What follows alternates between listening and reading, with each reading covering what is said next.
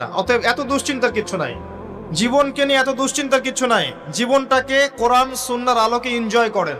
কোরআন সুন্নাহকে দিয়ে জীবনকে এনজয় করা যায়। কোরআন এবং সুন্নাহর আনুগত্যের মধ্য দিয়ে আপনি জীবনকে উপভোগ করেন, টেনশন করার দরকার নেই।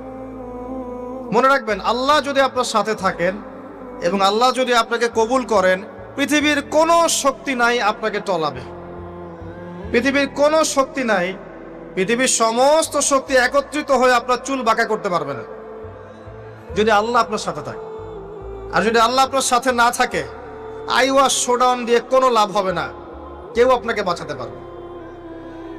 অতএব আল্লাহকে আপন করে নেন, যার যার হক তাকে তাকে দেন, নিজের হক আল্লাহর কাছে চেয়ে নেন, ইনশাআল্লাহ আপনি সুখে থাকবেন। এর আগে আল্লাহ পাক একা ছিলেন, আর কিচ্ছু ছিল না। হুয়াল আউয়াল ওয়াল আখির ওয়াজ যাহির ওয়াল বাতিন ওয়া হুয়া বিকুল্লি শাইইন আলিম, সূরা হাদীদ। আল্লাহ পাক একা ছিলেন, কোনো কিছু